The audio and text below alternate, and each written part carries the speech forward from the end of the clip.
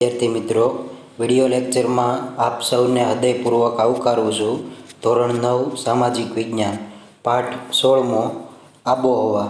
આ પાઠના અગાઉના વિડિયો લેક્ચરમાં આપણે જોયું કે બે માસના સમયગાળા દરમિયાન આપણા દેશમાં હવામાન છે તે એક સરખું રહે છે. બે માસના સમયગાળાને આપણે ઋતુ તરીકે ઓળખીએ છીએ.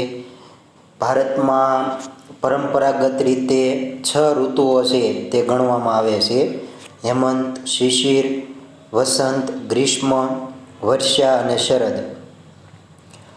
આ ઋતુઓમાં નજીક આવતી 2 ઋતુઓ છે એમાં હવામાનની જે પરિસ્થિતિ હોય એમાં બહુ મોટો તફાવત જોવા મળતો નથી.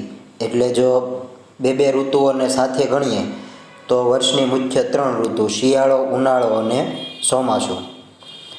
ભારતમાં ઋતુઓ છે તે સ્પષ્ટપણે બદલાતી અનુભવી શકાય છે.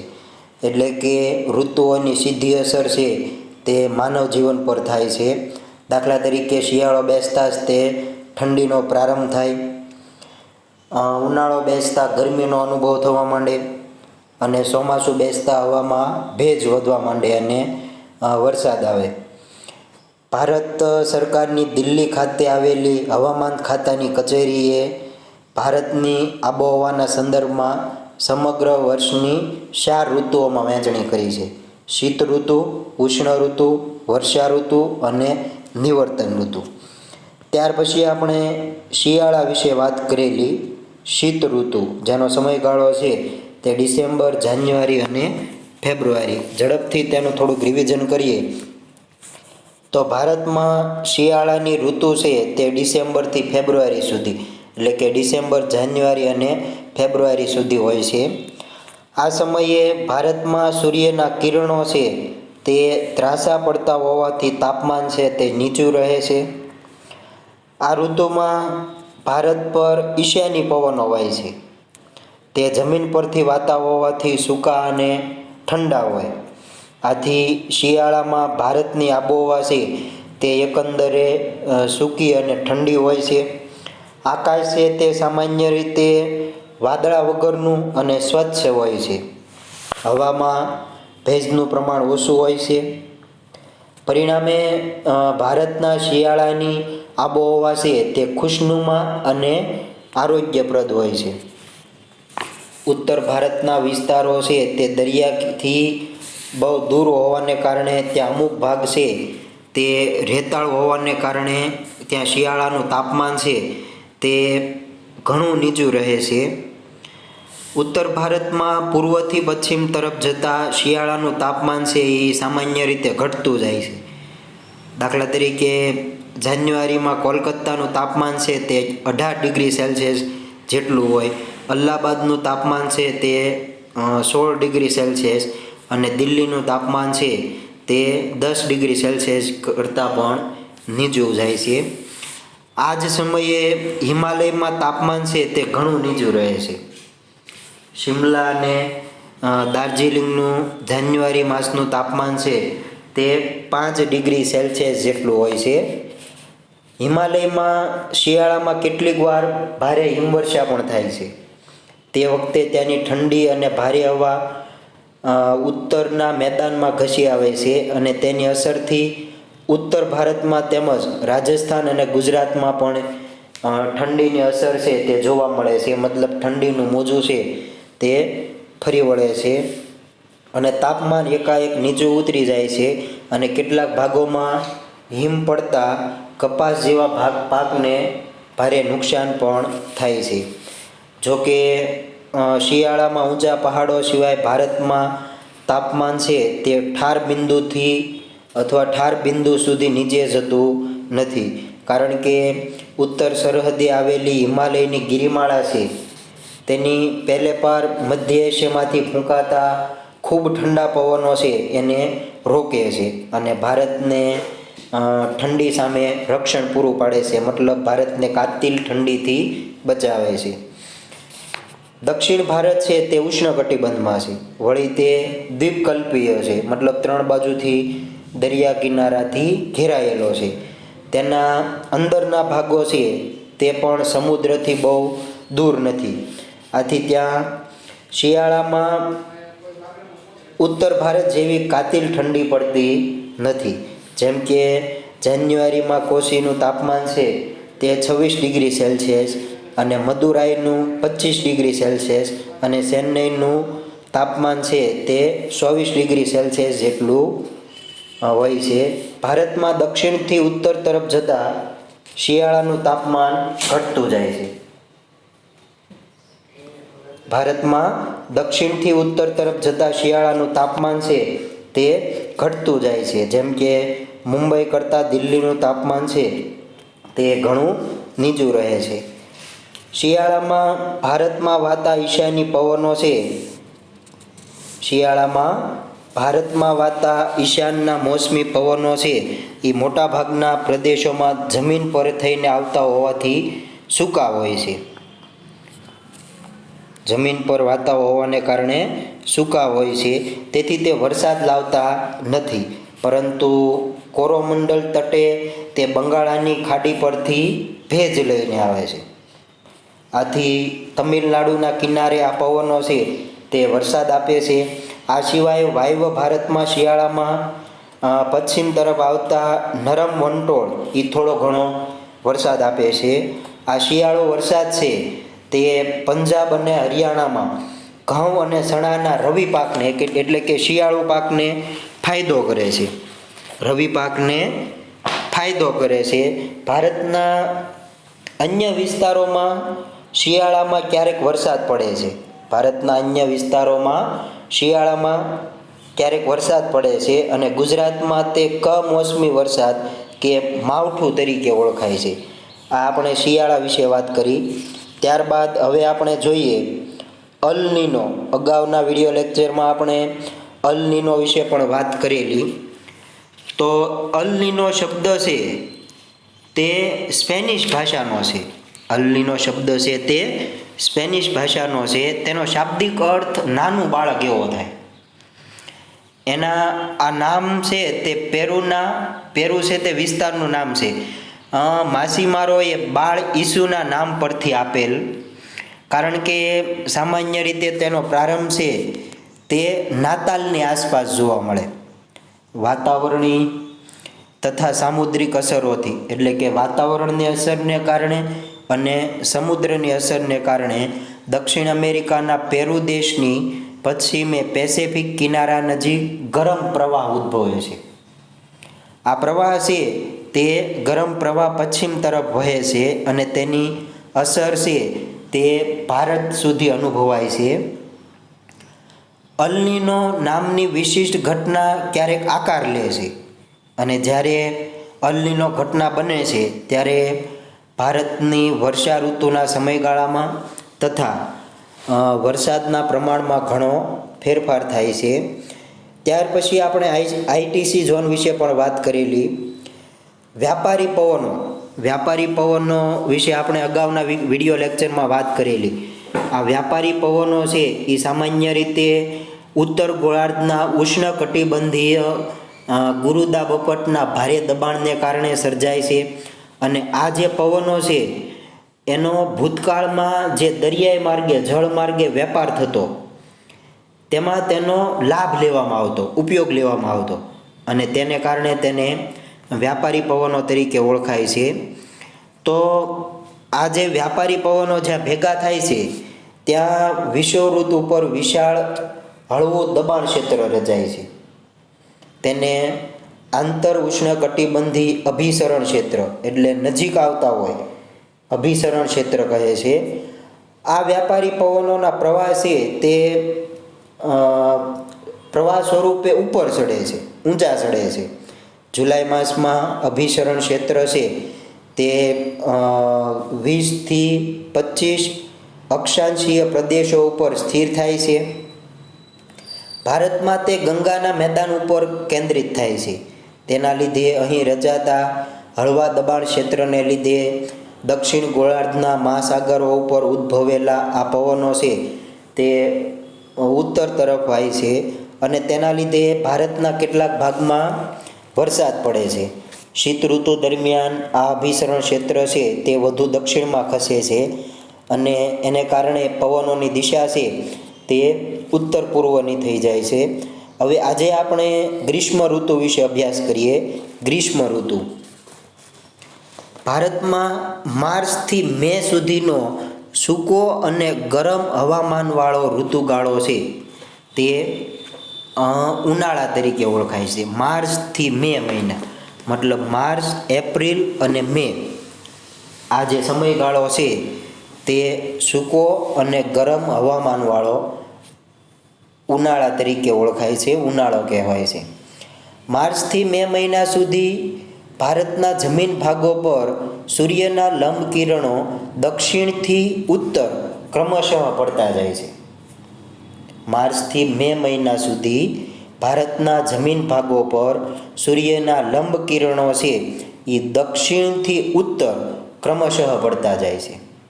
તેથી ભૂમિભાગો વધુને વધુ ગરમ થતા જાય. સૂર્યના કિરણો લંબ પડવાને કારણે ભૂમિભાગ છે તે વધુને વધુ ગરમ થતા જાય છે. તાપમાન છે તે સતત ઊંચું જતું જાય છે. તાપમાન સતત ઊંચું જતું જાય છે. માર્ચ મહિનો દક્ષિણ ભારત માટે સૌથી વધુ ગરમ હોય છે. માર્ચ મહિનો છે તે દક્ષિણ ભારત માટે સૌથી વધુ ગરમ હોય છે. આ સમયે ત્યાં કેટલાક સ્થળોનું તાપમાન છે તે 40 ડિગ્રી સેલ્સિયસ જેટલું ઊંચું રહે છે.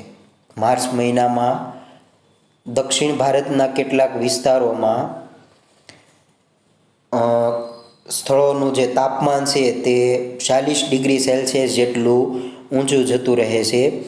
જ્યારે એપ્રિલ મે મહિનાઓ દરમિયાન મધ્ય અને ઉત્તર પશ્ચિમ ભારત સૌથી વધુ ગરમીનો અનુભવ કરે છે. એપ્રિલ અને મે મહિનો છે આ સમયગાળા દરમિયાન મધ્ય અને ઉત્તર પશ્ચિમ ભારત છે તે સૌથી વધુ ગરમીનો અનુભવ કરે છે. ત્યાં કેટલાક સ્થળો તો 45 ડિગ્રી સેલ્સિયસથી 50 ડિગ્રી સેલ્સિયસ તાપમાનનો અનુભવ કરે છે.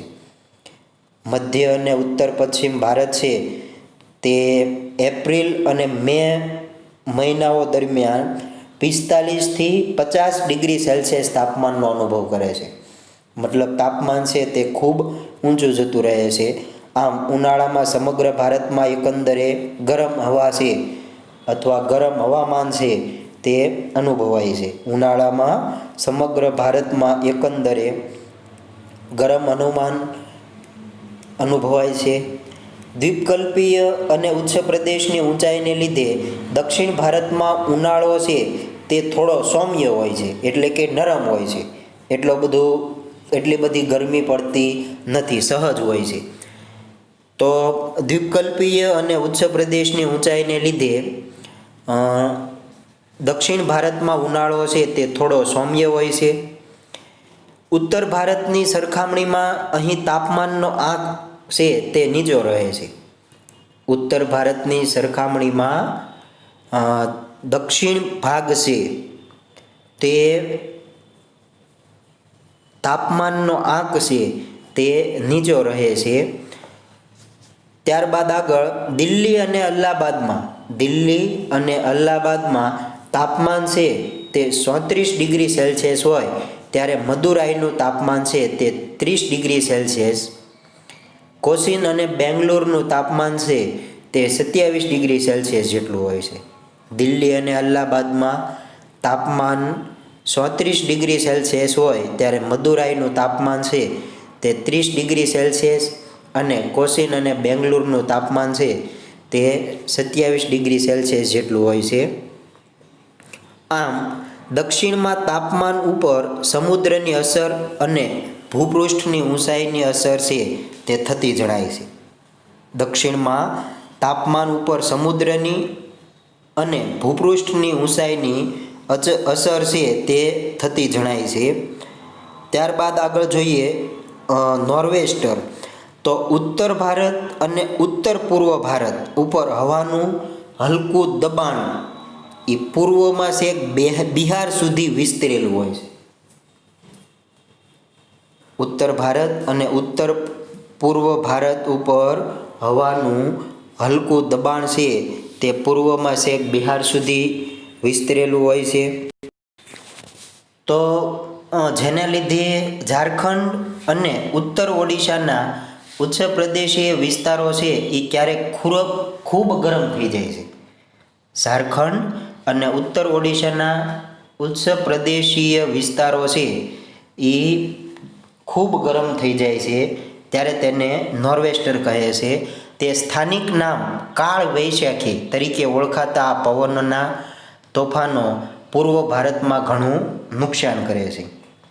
ફરી એકવાર, ઉત્તર ભારત અને ઉત્તર પૂર્વ ભારત ઉપર હવાનું હલકું દબાણ છેક બિહાર સુધી વિસ્તરેલું હોય છે, જેને લીધે ઝારખંડ અને ઉત્તર ઓરિસ્સાના ઉચ્ચ પ્રદેશીય વિસ્તારો છે એ ક્યારેક ખૂબ ગરમ થઈ જાય છે ત્યારે તેને નોર્વેસ્ટર કહેવાય છે. સ્થાનિક નામ છે એ કાળ વૈશાખી તરીકે ઓળખાતા આ પવનોના તોફાનો એ પૂર્વ ભારતમાં ઘણું નુકસાન કરે છે. ત્યારબાદ લૂ વિશે જોઈએ તો ઉનાળામાં પશ્ચિમ અને ઉત્તર પૂર્વ ભારતના સૂકા જમીન ભાગોમાં પશ્ચિમ અને ઉત્તર પૂર્વ ભારતના સૂકા જમીન ભાગોમાં ધૂળની ડમરીઓ કે ધૂળના તોફાનો સર્જાય છે.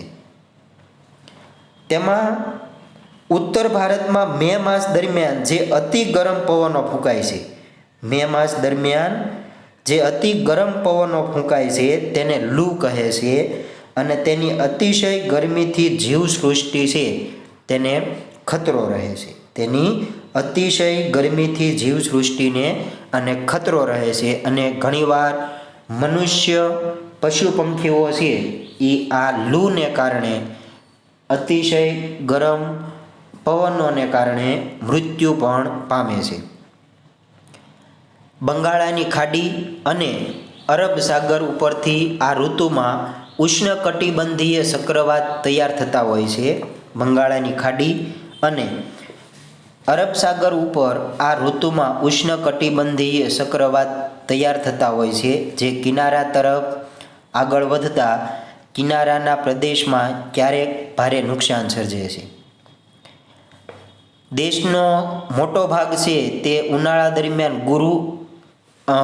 દરમિયાન ગરમ સૂકું હવામાન છે તે અનુભવે છે.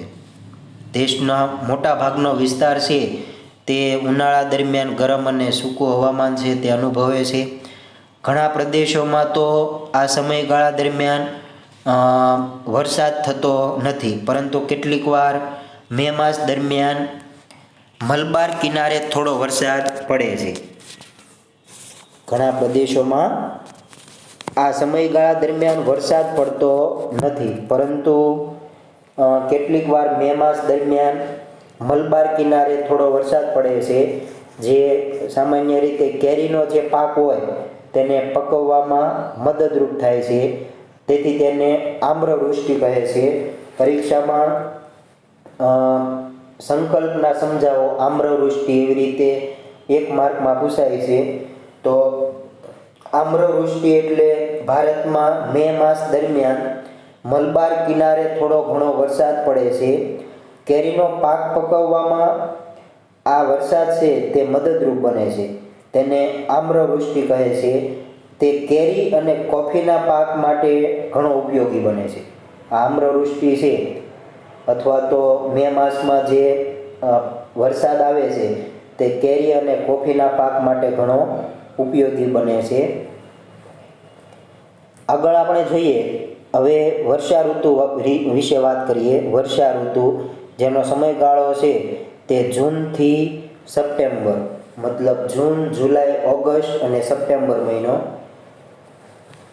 સામાન્ય રીતે આપણે જોઈએ તો વર્ષા ઋતુ છે તે અતિ મહત્વની ઋતુ છે, કારણ કે આપણો દેશ છે તે ખેતી પ્રધાન દેશ છે. દેશના 65થી 70% લોકો છે તે ખેતી સાથે અથવા ખેતીના વ્યવસાય સાથે સંકળાયેલા છે.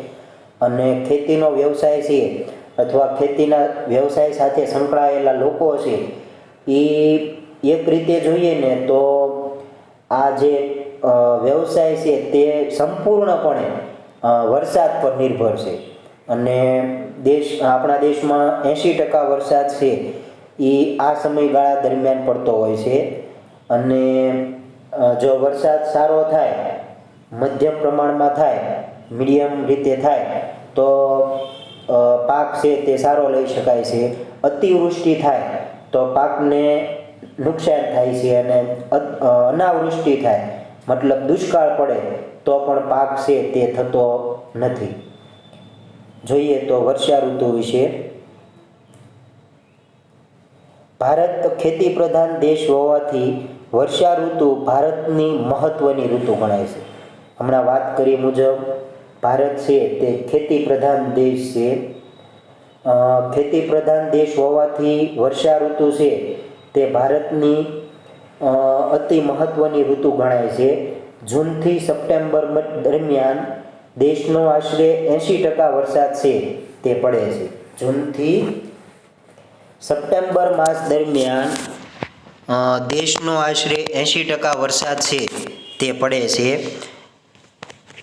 આ પ્રશ્ન છે તે 1 માર્કમાં અથવા ખાલી જગ્યામાં પૂછાઈ શકે કે જૂનથી સપ્ટેમ્બર દરમિયાન દેશનો આશરે ખાલી જગ્યા ટકા વરસાદ પડે છે.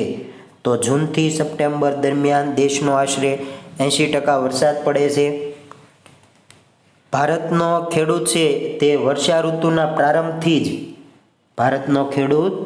વર્ષા ઋતુના પ્રારંભથી જ મતલબ વર્ષા ઋતુની શરૂઆત થાય. સામાન્ય રીતે વર્ષા ઋતુની શરૂઆત છે તે જૂન મહિનો બેસતા જ શરૂઆત થાય. તો શરૂઆતથી જ ખેડૂત છે તે ખેતીની પ્રવૃત્તિમાં ગૂંથાયેલો રહે છે. મતલબ ખેતીની જે પ્રવૃત્તિ હોય એમાં મશગુલ હોય છે, મતલબ કામ કરતો હોય છે. આ ઋતુમાં થતો વરસાદ છે મતલબ વર્ષા ઋતુમાં થતો વરસાદ અને ભેજવાળું તથા વાદળછાયું હવામાન, ભારત તરફ વાતા દક્ષિણ પશ્ચિમ એટલે કે નૈઋત્ય મોસમી પવનોને આભારી છે. આ ઋતુમાં જે વરસાદ થાય તે વરસાદ સામાન્ય રીતે ભેજવાળું અને વાદળછાયું હવામાન, ભારત તરફ વાતા જે નૈઋત્ય મોસમી પવનો છે તેને આભારી છે. તેથી જ આ ઋતુને નૈઋત્યના મોસમી પવનોની ઋતુ પણ કહે છે. ચોમાસાની ઋતુને અગાઉ આપણે જોયું કે નૈઋત્યના મોસમી પવનોની ઋતુ તરીકે પણ ઓળખવામાં આવે છે. 1 માર્કમાં આ પણ પૂછાઈ શકે કે વર્ષા ઋતુને અન્ય કયા નામે ઓળખવામાં આવે છે. તો વર્ષા ઋતુને નૈઋત્યના મોસમી પવનોની ઋતુ પણ કહે છે.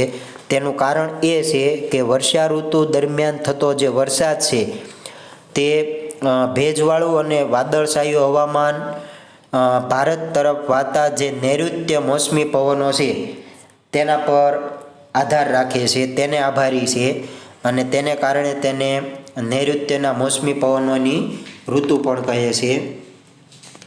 ભારતના લગભગ બધા જ વિસ્તારોમાં તેનાથી વરસાદ થાય છે. નૈઋત્યના મોસમી પવનો છે તેને કારણે ભારતના લગભગ બધા જ વિસ્તારોમાં વરસાદ થાય છે.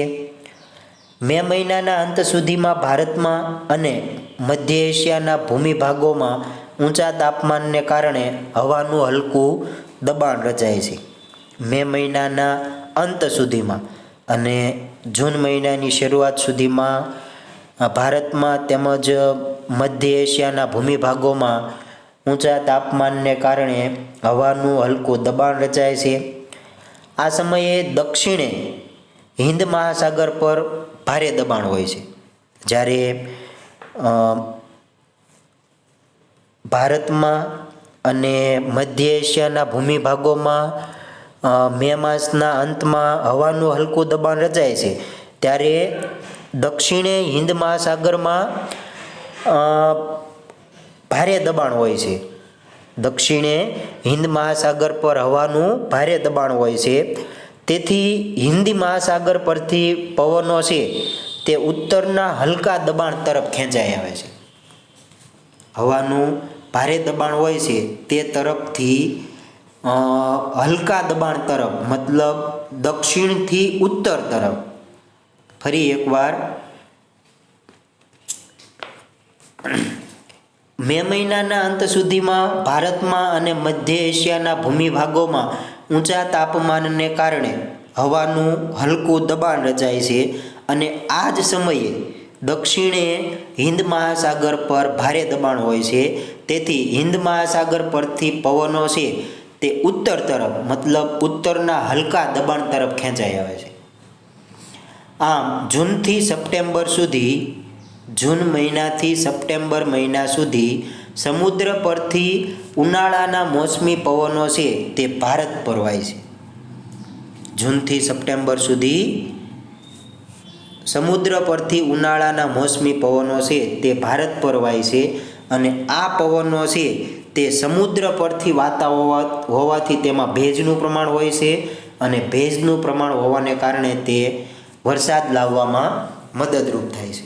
ફરી એકવાર, આ પવનો છે જૂનથી સપ્ટેમ્બર માસ દરમિયાન વાતા હોય તે સમુદ્ર પરથી વાતા હોવાને કારણે તેમાં ભેજનું પ્રમાણ હોય છે. ભેજનું પ્રમાણ હોવાને કારણે ભારતમાં તે વરસાદ લાવવામાં મદદરૂપ થાય છે. ત્યારબાદ આગળ જોઈએ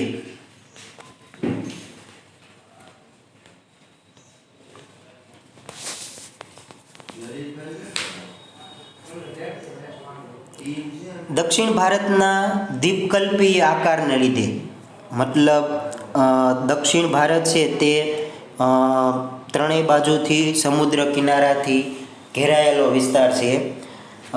તો દ્વીપકલ્પીય આકારને લીધે આ નૈઋત્ય કોણીય મોસમી પવનો છે તે બે ભાગમાં વહેંચાઈ જાય છે. એક અરબ સાગર પરથી આવતા મોસમી પવનો, અને બીજું બંગાળાની ખાડી પરથી આવતા મોસમી પવનો.